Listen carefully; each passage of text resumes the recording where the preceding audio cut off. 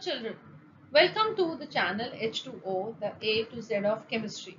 हम पढ़ रहे हैं CBSE क्लास 8 का chapter chemical effects of electric current और आज होगा इसका लेक्चर नंबर 3.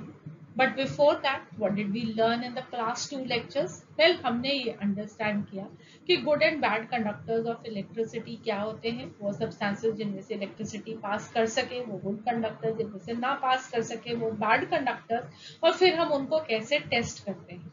अब ये गुड कंडक्टर्स ऑफ इलेक्ट्रिसिटी या बैड कंडक्टर्स सॉलिड्स भी हो सकते हैं, लिक्विड्स भी हो सकते हैं, गैसेस भी हो सकते हैं.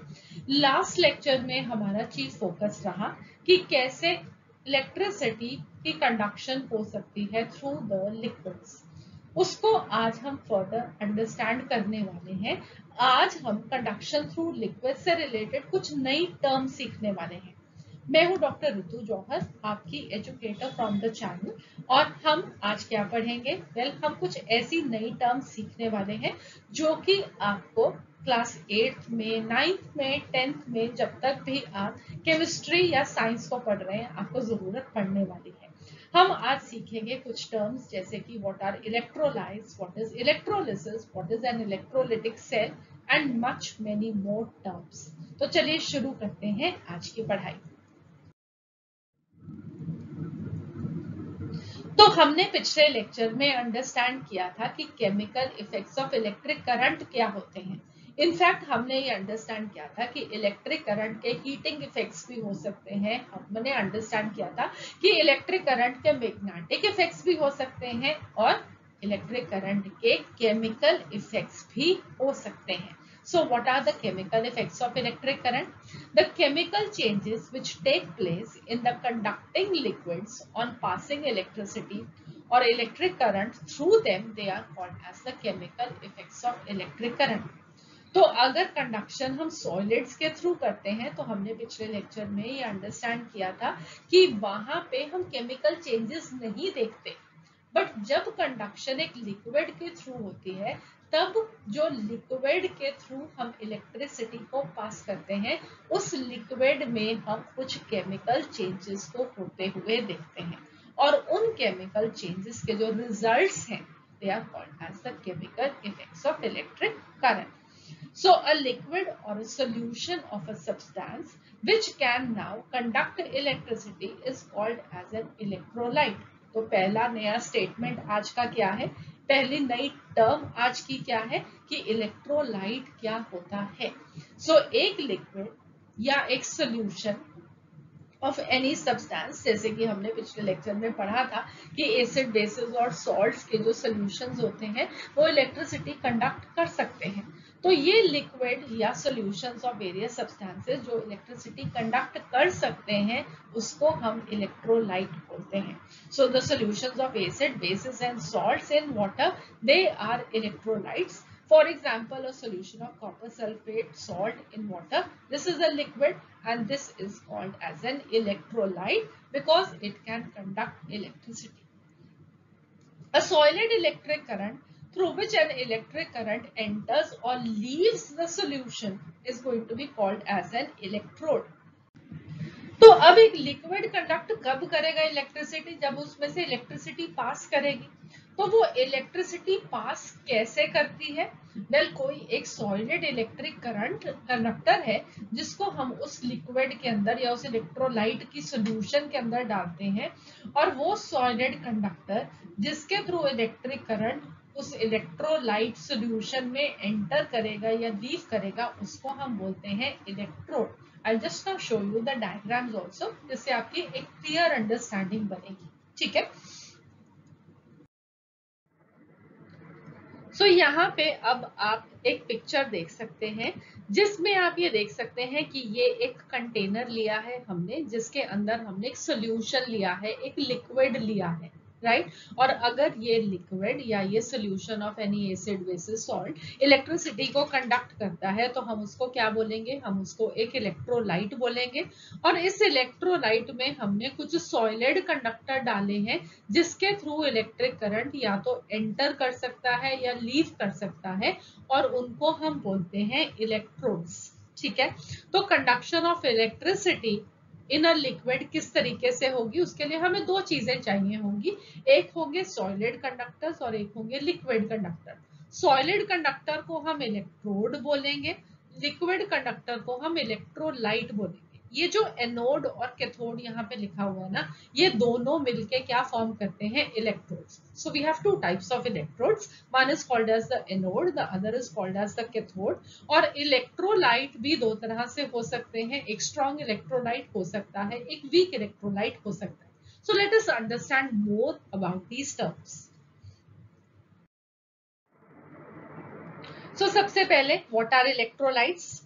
तो इलेक्ट्रोलाइट्स को हमने अभी डिफाइन किया था कि this is a liquid or a solution of a substance जो कि इलेक्ट्रिसिटी को कंडक्ट कर सकता है। और एसिड्स के, बेसिस के, सॉल्ट्स के, solutions in water, they all are electrolytes. ठीक है, तो अब इलेक्ट्रोलाइट्स दो तरह के हो सकते हैं, जैसे मैंने अभी आपको बताया, strong electrolyte and weak electrolyte. तो स्ट्रॉन्ग इलेक्ट्रोलाइट क्या होता है, a strong electrolyte is a liquid or a solution जो कि इलेक्ट्रिसिटी को बहुत अच्छे से कंडक्ट कर सकता है, which conducts electricity very well. It because it contains a lot of ions. तो हमने पढ़ा था कि जब एक लिक्विड के थ्रू कंडक्शन होती है पिछले लेक्चर में, कि that conduction is through ions. Solid के केस में that conduction is through electrons, जबकि लिक्विड्स के through it is through ions. तो एक सॉल्यूशन जो कि बहुत सारे आयंस दे सकेगा, वेल ऑब्वियसली वही तो एक स्ट्रॉन्ग इलेक्ट्रोलाइट होगा। So for example we have sulphuric acid, we have HCl, we have nitric acid. तो ये सब एसिड्स हैं, ये आप लोगों ने क्लास 7th में पढ़ा है कि ये स्ट्रॉन्ग एसिड्स हैं। ये स्ट्रॉन्ग एसिड्स है, इसका मतलब क्या होता है कि ये बहुत इजीली आयनाइज कर सकते हैं। फॉर एग्जाम्पल अगर मैं HCl की बात करूं, तो HCl को जब आप वाटर में डालोगे तो ये ब्रेक करके क्या फॉर्म करता है, ये ब्रेक फॉर्म करता है H positive ions and Cl negative ions, right. तो ये H पॉजिटिव आयंस एसिडिटी के लिए, एसिडिक कैरेक्टर के लिए रिस्पॉन्सिबल होते हैं किसी भी एसिड के। तो वेल अब इसका मतलब क्या हुआ कि हमने HCl को पानी में डाला, वो फटाफट आयंस में टूट गया, और क्योंकि वो बहुत फटाफट अपने आयंस में टूट जाता है, इसलिए this is a strong electrolyte. Similarly H2SO4 that is sulphuric acid, ये क्या फॉर्म करेगा, हर एक मॉलिक्यूल दो H आयंस फॉर्म करेगा और साथ में सल्फेट आयंस फॉर्म करेगा। बहुत जल्दी से आयनाइजेशन हो जाएगी, बहुत जल्दी से मॉलिक्यूल टूट के आयंस फॉर्म करेगा, इसलिए ये क्या है, दे आर स्ट्रॉन्ग इलेक्ट्रोलाइट्स। ठीक है, सो the strong acids they are very strong electrolytes। इसी तरीके से जो strong bases होंगे वो कैसे होते हैं, strong base जैसे कि for example we have NaOH, जब आप इसको भी पानी में डालते हो ये फटाफट Na पॉजिटिव आयंस में ब्रेक करता है और OH नेगेटिव आयंस में ब्रेक करता है। ये OH नेगेटिव आयंस किसके लिए रिस्पॉन्सिबल होते हैं, इनके बेसिक कैरेक्टर की वजह से। ठीक है, तो जो H पॉजिटिव दे वो एसिड दो, OH नेगेटिव दे वो बेस, ये हमने पढ़ा है। तो NaOH एक स्ट्रॉन्ग बेस होता है, इसी तरीके से पोटेशियम हाइड्रोक्साइड एक स्ट्रॉन्ग बेस होता है। तो ये सब क्या करेंगे, वेल ये बहुत आसानी से आयंस देंगे, और क्योंकि बहुत अच्छे से आयंस देते हैं इसलिए ये इलेक्ट्रिसिटी को बहुत अच्छे से कंडक्ट करते हैं, इसलिए हम इनको स्ट्रॉन्ग इलेक्ट्रोलाइट्स बोलते हैं। सिमिलरली जो स्ट्रॉन्ग एसिड और स्ट्रॉन्ग बेसिस से बनने वाले सॉल्ट्स होते हैं वो भी अगेन बहुत अच्छे से आयंस देते हैं, जैसे कि NaCl है। ठीक है, so this is the salt and this ionizes very well into Na positive ions and Cl negative ions. So these are called as strong electrolytes. Other examples we have copper sulfate, we have silver nitrate. So all of them they are strong electrolytes because they give very easily ions in solution. ठीक है, next आते हैं weak electrolyte. तो weak electrolyte obviously वो होगा जो कि electricity को बहुत अच्छे से कंडक्ट नहीं करेगा।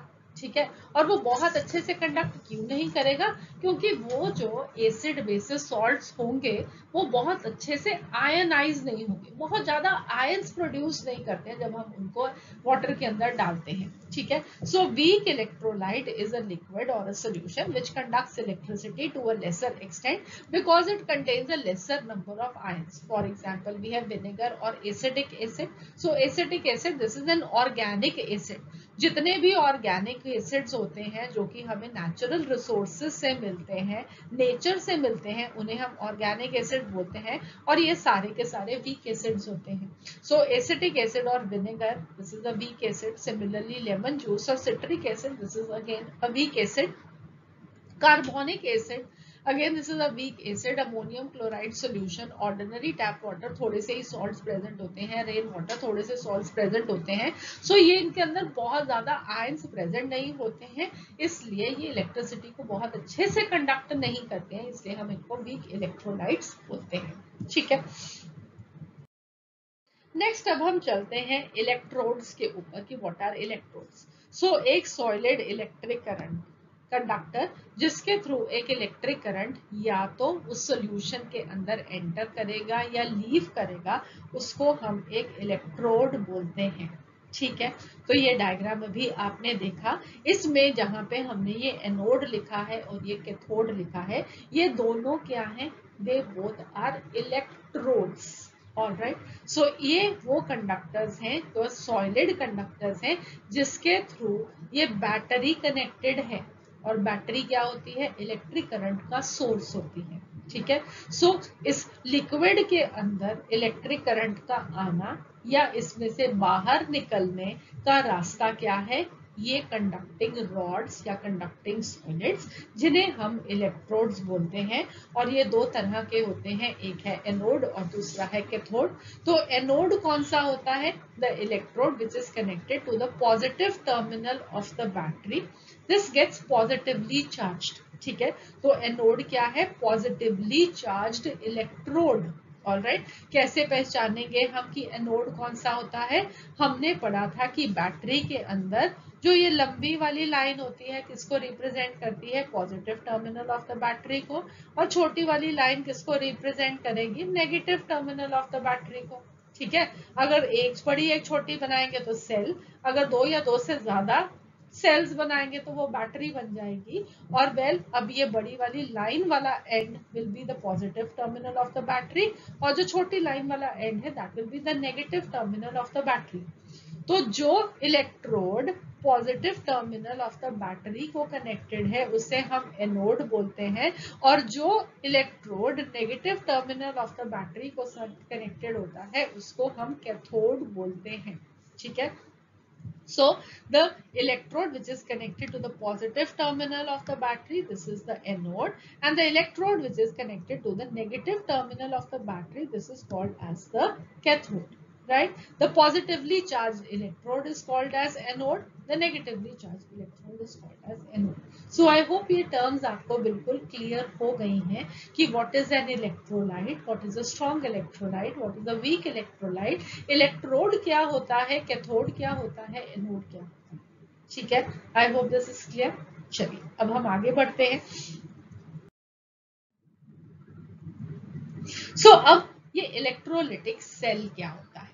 Well, अब arrangement having two electrodes kept in a conducting liquid electrolyte in a vessel is called as an electrolytic cell.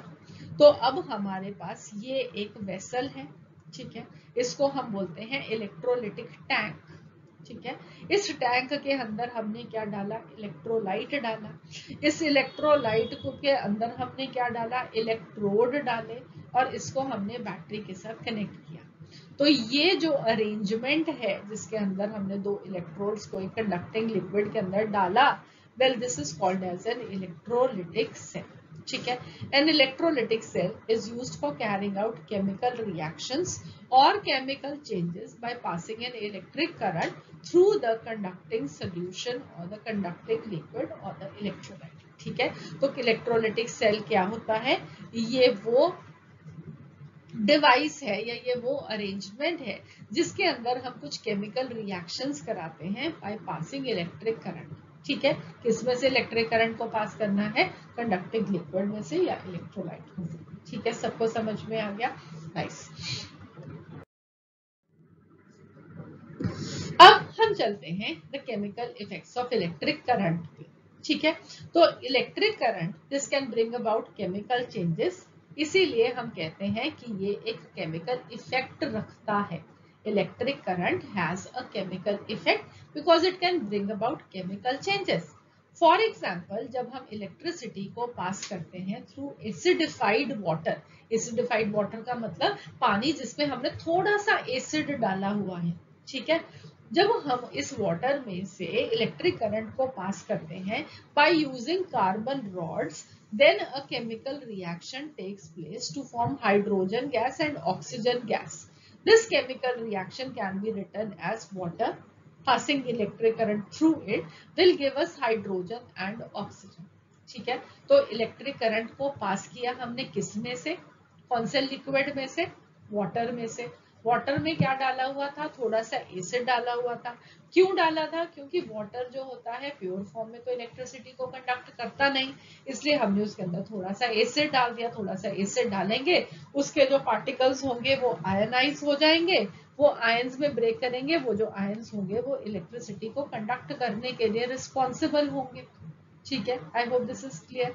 और अब जब इलेक्ट्रिसिटी हमने वाटर में से कंडक्ट की, पास की, तो हुआ क्या, वेल वाटर ब्रेक कर गया इनटू हाइड्रोजन एंड ऑक्सीजन। ठीक है, so this is called as a decomposition reaction. Decomposition reaction क्या होता है, जहां पे हमारे पास एक रिएक्टेंट हो, ठीक है, एक ऐसा एलिमेंट हो, एक एलिमेंट नहीं एक कंपाउंड हो एक्चुअली में, ये हमारे पास एक रिएक्टेंट है, रिएक्टेंट कंपाउंड है, जिसको हमने तोड़ के दो या दो से ज्यादा सब्सटेंसेस में, नई सब्सटेंसेस में ब्रेक डाउन किया, उसको हम बोलते हैं डीकॉम्पोजिशन। ठीक है, डीकॉम्पोजिशन मतलब ब्रेक डाउन करवाना, राइट। किससे ब्रेक डाउन अभी यहाँ पे हमने कराया है, हमने इलेक्ट्रिक करंट से ब्रेक डाउन करवाया है वाटर का, और उसमें से हाइड्रोजन और ऑक्सीजन नए सब्सटेंसेस बने। अब इस प्रोसेस को हम क्या बोलते हैं, इस प्रोसेस को हम बोलते हैं इलेक्ट्रोलिसिस या इलेक्ट्रोलाइसिस। इलेक्ट्रो का मतलब इलेक्ट्रिक करंट या इलेक्ट्रिसिटी, लाइसिस का मतलब ब्रेक डाउन। इलेक्ट्रिक करंट को यूज करके किसी सब्सटेंस का ब्रेक डाउन करना is called as electrolysis. The chemical decomposition produced by passing an electric current through a conducting liquid is called as electrolysis. ठीक है, I hope आप लोगों को समझ में आ गया।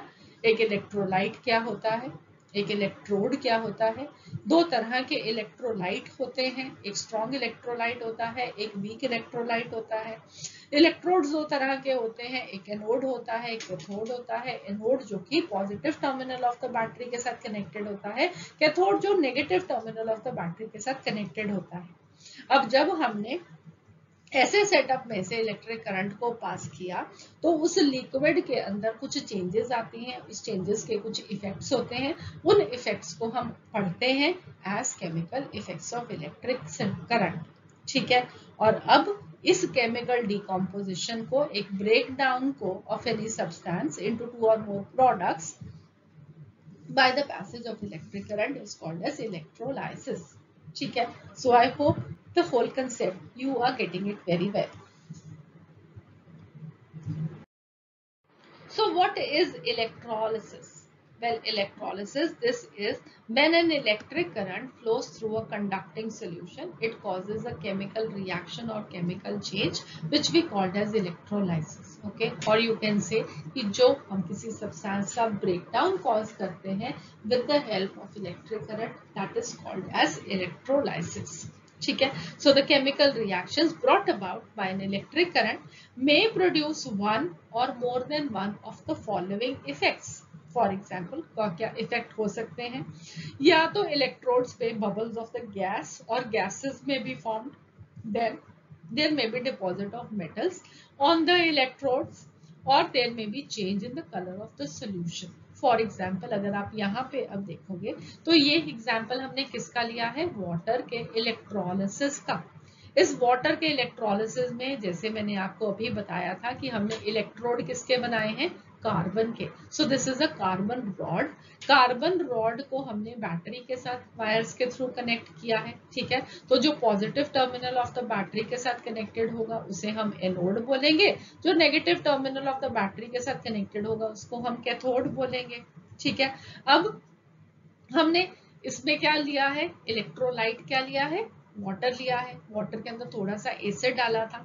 तो जब हमने वाटर में से अब इस सेटअप में इलेक्ट्रिक करंट को पास किया तो वाटर किस में ब्रेक डाउन किया था, हाइड्रोजन में और ऑक्सीजन में। हाइड्रोजन ऑक्सीजन क्या होते हैं, दोनों ही गैसेस होते हैं। तो हम देखते हैं कि ऑक्सीजन गैस एनोड के पास कलेक्ट होती है, उसके बबल्स हम एनोड के पास देखते हैं, और जो हाइड्रोजन गैस के बबल्स होते हैं हम उसको कैथोड के पास देखते हैं। ठीक है, तो हम इसमें क्या देख सकते हैं, bubbles of the gas formed on both the electrodes, the anode as well as the cathode. ठीक है, तो this is one of the changes which is possible. There may be other changes also की deposition हो रही है metals on the electrodes, या solution के colour में कुछ चेंजेस आ रहे हैं जिसको हम नेक्स्ट लेक्चर में पढ़ेंगे जब हम applications of chemical effects of electric current को स्टडी करेंगे। ठीक है, अब यहाँ पे एक और टर्म बताती हूँ, that is called as hydrolysis, जिसके हम आज का ये लेक्चर फिनिश करेंगे। तो हाइड्रोलिसिस जो टर्म था इसको दिया था ब्रिटिश केमिस्ट विलियम निकलसन ने, जहाँ पे हाइड्रोलिसिस का मतलब क्या हुआ, हाइड्रो मतलब वाटर, लिसिस मतलब ब्रेकडाउन। तो हमने वाटर का ब्रेकडाउन करवाया, अभी सब कुछ हमने पढ़ा, अभी कराया था ना हमने वाटर का ब्रेकडाउन। वाटर के अंदर थोड़ा सा एसिड डाला था, उसके अंदर कार्बन के रॉड डाले थे, उसको हमने बैटरी के साथ कनेक्ट किया था, इलेक्ट्रिक करंट पास किया, तो वाटर ऑक्सीजन में और हाइड्रोजन गैस में ब्रेक डाउन हो गया। तो क्योंकि यहाँ पे ब्रेक डाउन वाटर का हुआ है, इसलिए हम इस इलेक्ट्रोलिसिस को हाइड्रोलिसिस भी बोलते हैं।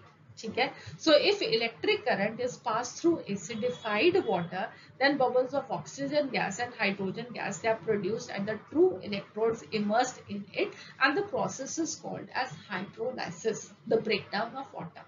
ठीक है, oxygen gas will be formed at the positive electrode, that is the anode, which is connected to the positive terminal of the battery, and hydrogen gas is formed at the negative electrode, that is the cathode, which is connected to the negative terminal of the battery.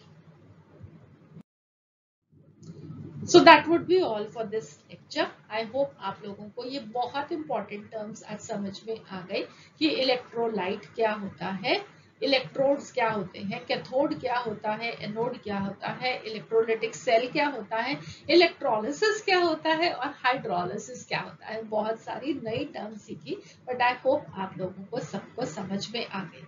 तो अब अगर समझ में आ गई, ये lecture अच्छा लगा तो please do give it a thumbs up. हम आपकी मोटिवेशन से काम करते हैं, जितना आप थम्स अप देंगे हम उतने अच्छे और आपके लिए लेक्चर्स बनाएंगे। और वेल अगर आपको ये लेक्चर्स अच्छे लगे तो please do give a subscribe thumbs up, also do subscribe to the channel and do share it with your friends. So see you again, have a nice day, God bless you.